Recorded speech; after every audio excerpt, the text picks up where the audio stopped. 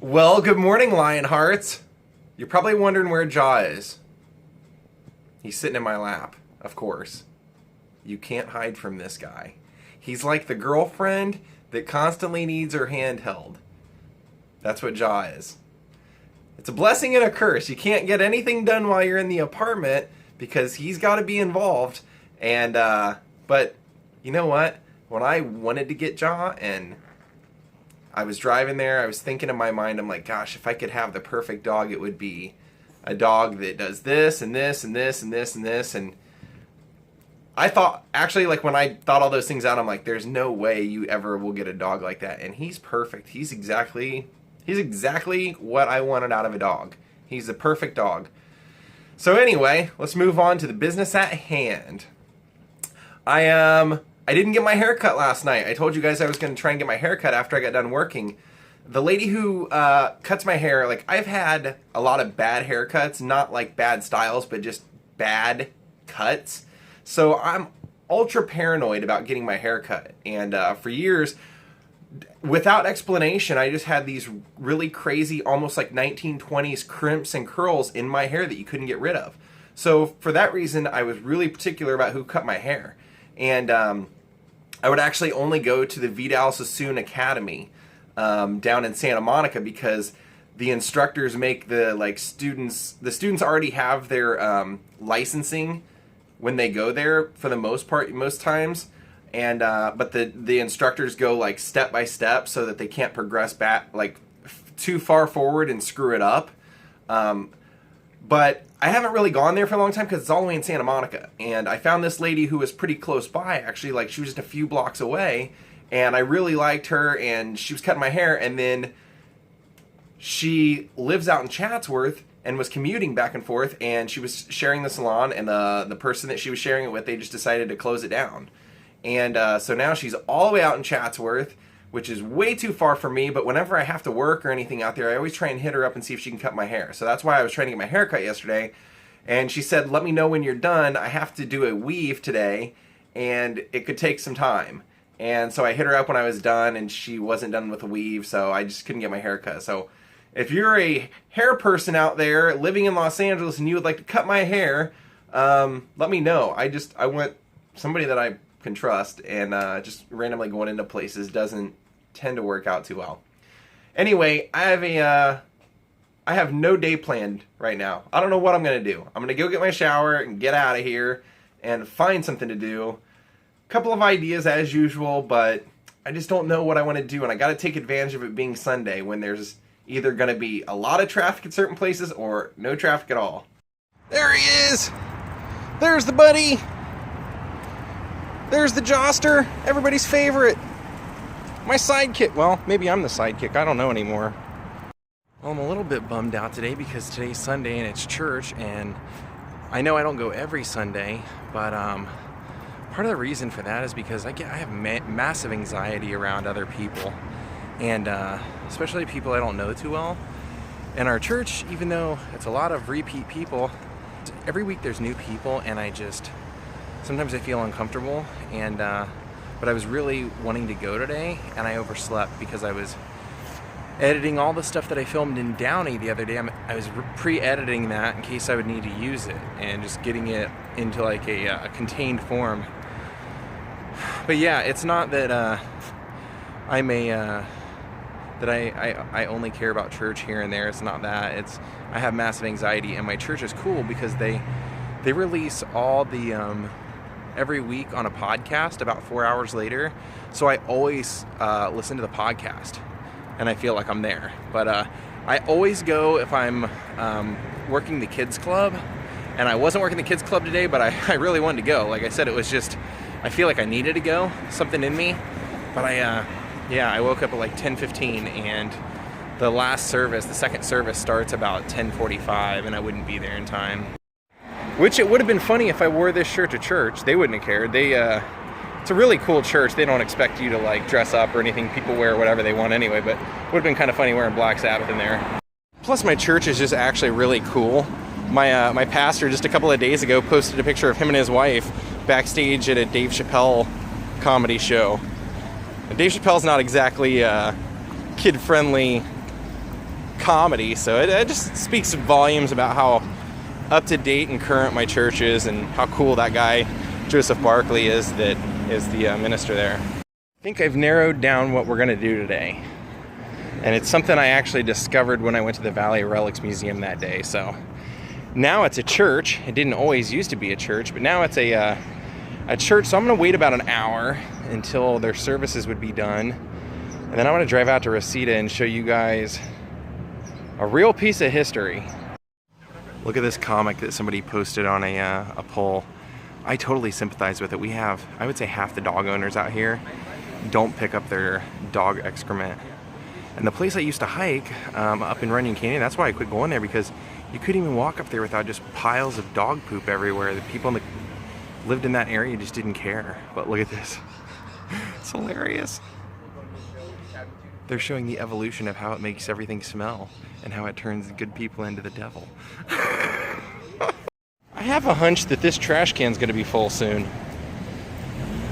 A couple of people loved that I mentioned I had met Don Knotts yesterday on the vlog when I did the Andy Griffith vlog, and yeah, this is what I had him sign. If you can believe this, I went to Ohio about 2 weeks before he started coming into where I worked, and this was $4.99. And the reason I got it was because it had all the good stuff. Goes to Mr. Chicken, The Reluctant Astronaut, The Shakiest Gun in the West, and The Love God. Now, it didn't have The Incredible Mr. Limpet, but I think I'll live. And when I just saw that, I was like, oh, that's so cool. Bought it, and then 2 weeks later, he started coming in, I'd say 3 or 4 times a week for lunch. And just one of those days, I threw it in my bag, brought it, and when he came in, his helper and everything, the lady came in, I asked her if he wouldn't mind signing it, and he did. And he signed it so well, it almost looks like that's how the DVD would have came.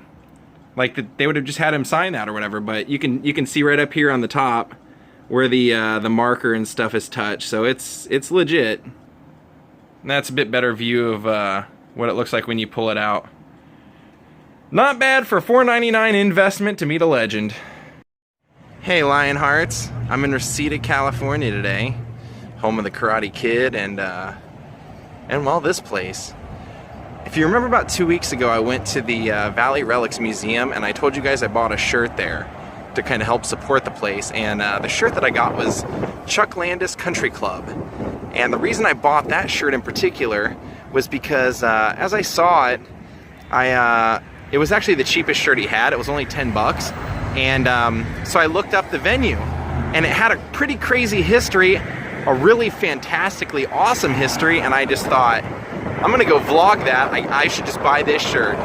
So the history of this place is that in the 1950s it was actually a drugstore, and it remained that way until about the mid to late 70s. And in 1979, a man named Chuck Landis, and you probably saw the shirt, Chuck Landis opened this and called it the Country Club. The first thing he did was he hired the 2 biggest promoters in Los Angeles at the time for really making a venue a huge place.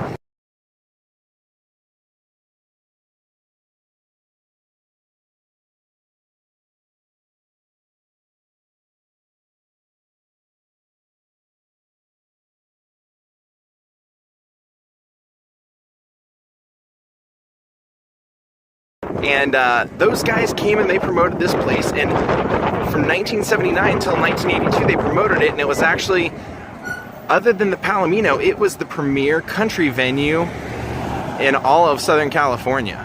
And Buck Rogers played here, Willie Nelson played here, all the big names that you can think of. And then in 1982, Chuck Landis decided to kick the promoters out, and the place really took kind of a spiral for a little while. And it really regained its footing when he started having rock bands take over and start playing this place.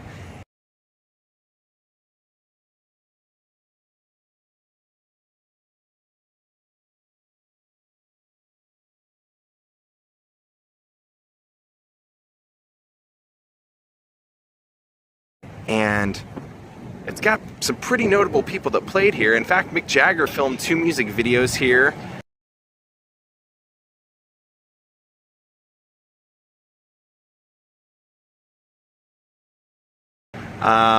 This location was actually used in Boogie Nights, Prince has hosted private parties here. MTV has hosted New Year's celebrations here. It really has and actually, 2 different wrestling companies in Southern California have used this as their wrestling venue. Now, what I thought was pretty interesting about this place was that it really was. Now it's a church. It's like a Hispanic church, but when it converted over from being a country bar and they really didn't know what to do with it, that was kind of the breakout of when metal was starting. And so all the bands that would eventually become huge metal bands would perform here, as well as other popular band people like the Beach Boys performed here, B.B. King, Cheap Trick, I mean pretty much you name it, Iron Maiden. But what really I thought was pretty interesting about this, being that I'm a Guns N' Roses fan, I was able to find flyers of Guns N' Roses performing here.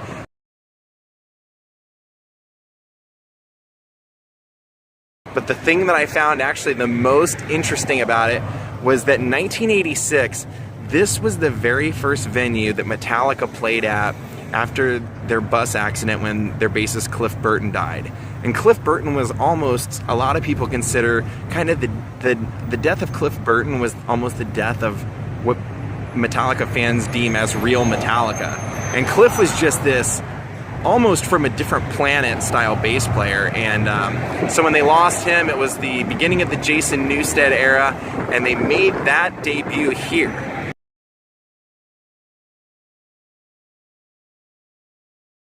So I want to walk over and I want to show you guys a little bit around. Now, like I told you guys, when Wolf and Rissmiller promoted this place, it was a country bar, and you'd see everybody from Merle Haggard to Willie Nelson to George Jones. I mean, we're talking the OG, the original country guys. They would perform here. And what's pretty interesting also about this place is that Billboard named this the best rock club in America one year. I couldn't find out what year it was, but that was what they highly boasted. And this place was kind of like the Roxy on steroids. It had 3 full bars. It was gigantic. And just imagine this place just lined up with kids wanting to see rock and metal bands. And in fact, this was there were bands like Offspring and Soundgarden and people like that playing until it closed.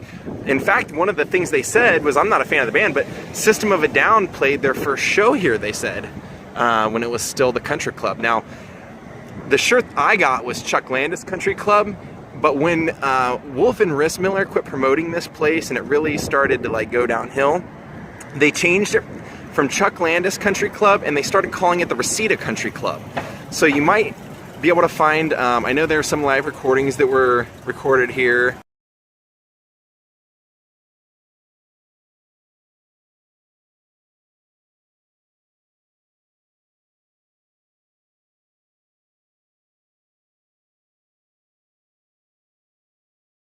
And like I said, 2 Mick Jagger videos and various other things. But it's just a really interesting part out of history, and to think that a lot of people that drive by this every day don't even know the history of this place. They don't know that it's anything more than an iRest restaurant in Reseda, or like I said, it's a Hispanic church. But wow, I mean, when I saw the history of this place and that this was where Metallica did their comeback show after losing Cliff Burton, I just thought, what an interesting thing to share with everybody, because a lot of people may not even know that this place even existed, or the people that are from here, they do know, and it's probably bringing a little sparkle back to their eye.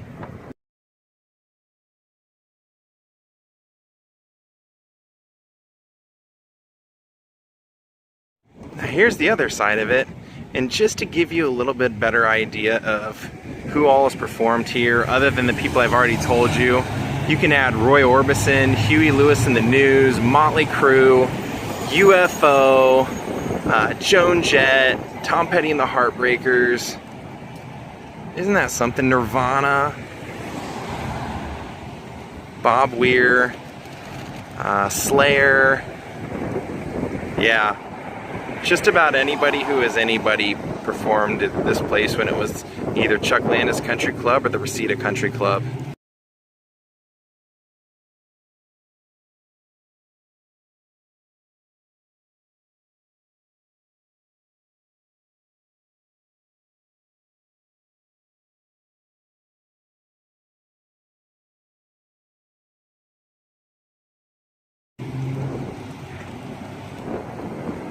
And for my viewers, if any of you ever attended any shows here, leave a comment below and let me know who you saw here and what it was like. They had this kind of cool, weird discount store called it's like a dollar store, but not exactly. And so I decided to come in and look around. Sometimes you can find really peculiar things that you wouldn't expect. It's actually pretty interesting, the kind of stuff they have in here. Actually, found windshield wiper blades that fit my car for $4.99. and pretty much a whole arts and crafts. I mean, this place is pretty interesting, pretty massive. Well, I feel like since I told you about the shirt that I got, I should just show it to you. This is the one that I got. And there's the Valley Relics showing that they made it. Well, that was pretty cool. Kevin was in the neighborhood and he just swung by and hung out with us for a little bit. I wanted to tell you guys something. I just got a, I wouldn't say it was a nasty comment on one of my videos. It was actually the Elliott Smith memorial and death video. It actually, their comment reminded me of something that I wanted to tell you. And their comment was basically, it was an Elliott Smith fan complaining that they wanted to know why I felt that the video had to be 25 minutes long and why I felt the need to have a cover of me doing his song, a song that he wrote for his mother, and wanted to know why I felt that it was okay to put my Patreon link in there. And so I actually responded to every single part, and what I wanted you guys to know, and I'll tell you what I replied to him, was that I didn't make that video, and I don't make my videos for the subject. I didn't make that video for Elliott Smith fans. I make my video for you guys, the people that subscribe to me and watch me every day. When I make a video, it's because it's something that is really interesting to me, something that I find totally fascinating, or something that I just want to share with you. And when I make a video, I'm not going to limit myself on what I can talk about, or my opinion on things, or how it connects to my life. These are my videos, and that's the way I want to do it.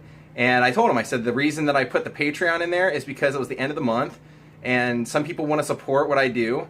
I do a daily vlog. This wasn't a special video, just a one-off for Elliott Smith. I do something every day that fascinates me, and I do it for you guys. So when I put me doing a cover of his song, it's because of copyright. I can't use his version. I love the song. I wanted you guys to be able to hear the song, so that's why I put my version in there. And through that, I have actually had people email me and say, thanks for doing that, because I went back and listened to Elliott's music, and I love it now, and I'm a fan of Elliott Smith's music now, and so that's why I do it. I make the videos for you guys. I want to get you guys interested in what I like, or at least expose you to the things that I'm interested in. I really don't care. If I do a vlog on Andy Griffith, I really don't care what the Andy Griffith community thinks about it. I hope if they see it and they like it and they start watching more of my videos, that's awesome. That's what I want. But by and large, I make the videos for the people that I know that watch every day, and the things that I want you guys to see. Well, the Royal Rumble of WWE is starting in about an hour, so I decided I'm going to watch it just for laughs.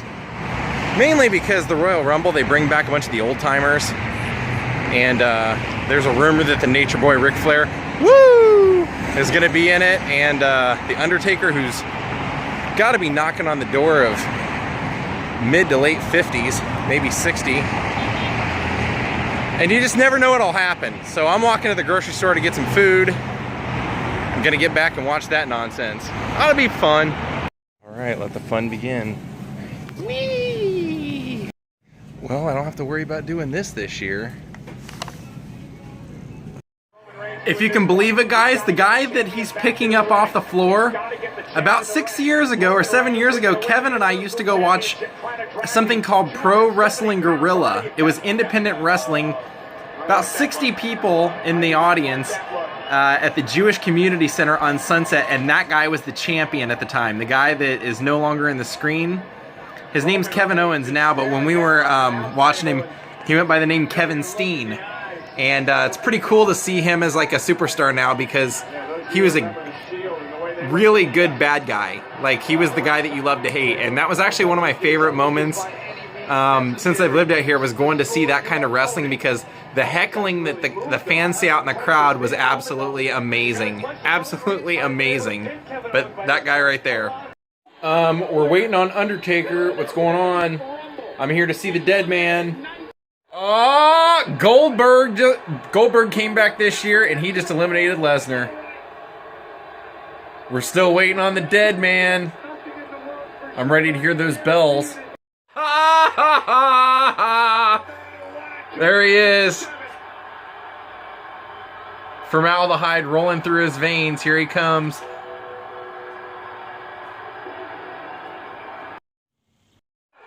Oh, and Undertaker just appeared in the middle of the ring, true to form, and just chucked old Goldberg over the side. See, Goldberg had an undefeated streak forever when he used to be a main wrestler, and he's supposed to be trying to make a run. Now let's see what the dead man does here. Well, Undertaker just got eliminated by this guy, and I'm not too happy about it, because I tried to get back into watching this about a year and a half ago, and this guy was one of the reasons I couldn't get into it. And I'm a big Kevin Owens fan, but I don't like that guy, and WWE just keeps trying to shove this guy down everybody's throat. So I had about 8 friends that all went to get to this event in San Antonio, so I can't wait to hear what their response is. You can hear the crowd's already booing. And well, guys, I hope you enjoyed that trip to Reseda today. That was just, like I told you guys, I discovered that place when I was looking through a box of shirts, and I thought it had a really cool story, and that's pretty much what I always want to bring on this vlog. Now, you might have noticed that I had to re-upload the Little Joe Andy Warhol vlog from a couple days ago, and that's because somebody passed along the vlog to him, and he didn't want his apartment building shown. So I had to go get the video again and replace all that footage with pictures. So and take out a few parts that he wanted taken out. So to be respectful to him, because I do appreciate, you know, his contribution to it, I had to go and re-edit that, and I had to repost it, and so I wouldn't have a hole in my vlogging series. I'm just going to go ahead and re-upload it with the same title, same date, same everything, and that's why you're seeing it. But thank you so much for watching, guys. I appreciate it, and if you wouldn't mind hitting the like button and subscribe if you haven't subscribed, and have a great day. I appreciate everybody that watches. Tomorrow I have to go get my scan for my finger. A lot of people have been asking about what happened with that. I'm going to get my x-ray tomorrow, and I think I'm finally going to do the Bradbury building tomorrow. I'll be in that neighborhood, and I know a lot of people have asked for it, so if you were looking forward to the Bradbury building, pretty good chance I'll do it. So have a good night from Hollywood, California. Jordan the Lion says, good night.